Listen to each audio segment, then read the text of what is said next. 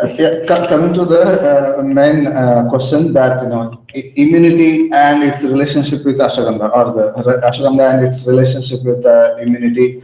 There are some papers which say it as immunity boosters, and some are telling it as a immunomodulator. In fact, this Serum Institute of Ayurveda of Pune, and in 2009-10, they had applied for vithanolides A and B for their extracts of ashwagandha to be used in conjunction with vaccines to kind of act as an immunomodulator to boost the efficacy of vaccines that they were producing. So my question to Dr. Guraj sir is whether it is immunobooster or immunomodulator. If it is immunoboosting, so I assume, I mean, there was a question in the last class also before you joined that should it not be used in case of organ transplant where immunosuppression is required? Can you please throw light on that, please? See, we need to understand the activity of ashwagandha in a very important way. Not only in ashwagandha, for any drug of explained in Ayurveda. Each and every drug explained in Ayurveda has its potential. That is called drug potential.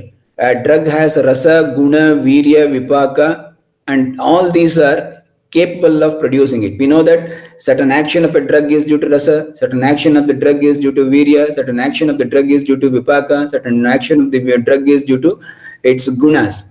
So not all the actions of the drug is only due to a particular things. It may be a multifaceted one, and the multiple things present in a dravya can able to produce the particular type of actions, the karmas or prabhavas. So in that scenario, just first of all, we need to understand that what the drug capability or the drug potential. Each and every drug has its own rasaguna, virya, vipaka, and that is the potential of the drug. Second thing is where we are using those drug indications. So in which condition, whether we are using in a particular pathology or etiopathogenesis, and intention was to break that samprapti. So when such intention, with that we are applying this drug, then our concentration will be on that, and even drug also does the same thing. Just to observe that ashwagandha is said to be as an aphrodisiac, vrishya in Ayurveda, and it has been even researched by the Western, and it is as claimed, and it is confirmed that of course it is an aphrodisiac. My question is whether if I give ashwagandha to a child of 10 years, is it produces as an aphrodisiac effect? No. So it means a drug to act on the body, it requires a prerequisite condition over there.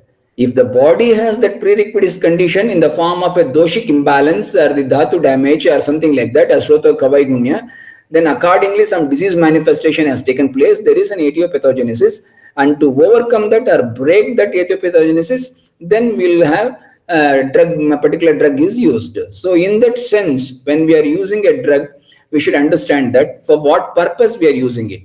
And if you observe all these studies, whatever done, either single blind study or double blind study, placebo control study or open trial, whatever it is, everywhere there is an intention of the study.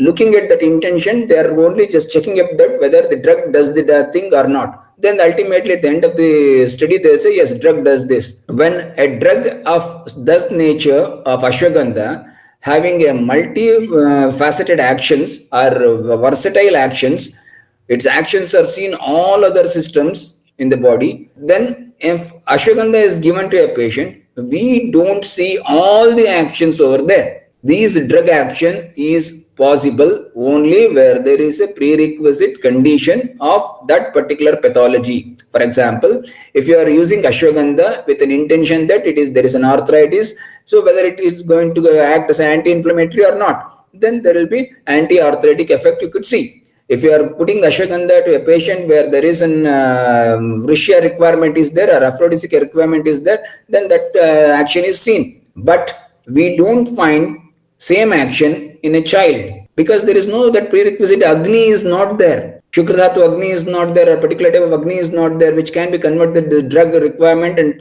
take it to the place where it is required. So we need to understand these concepts first. Simply that the drug capability cannot be acclaimed and taken into everywhere. Then comes this particular question of organ transplant, whether ashwagandha type of things should be used or should not be used. It is right. In an organ transplant patient, you observe that why that rejection takes place. That allograft, whatever it is there may be, even after, see, whenever they'll go for the transplantation, they'll check blood matching and organ matching, everything they'll do. After all those things, that surgery is done. Even in that, with all suppression things, they use it, immunosuppressants, in order to avoid any rejection. But still there is a rejection.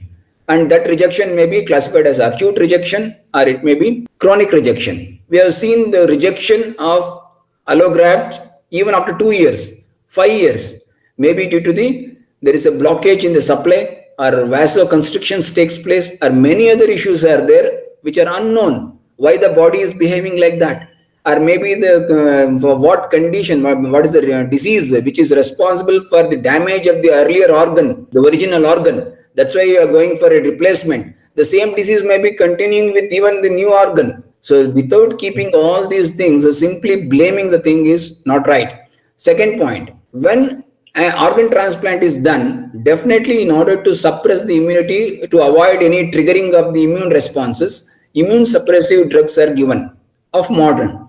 So in that condition, or in that patient, after a certain time, when still he is under immunosuppression drugs, if I give Ashwagandha type of drug, which is a immunostimulant or immunomodulator, which enhances the immunity, definitely there will be reaction. There is a possibility that may trigger reaction. So it is not an intended area where Ashwagandha can be used. We should be very restricted and constrain ourselves what to or where to use it, what. So, and because already in those patients, I already described, it requires a prerequisite condition. Then in that prerequisite condition only a drug can work.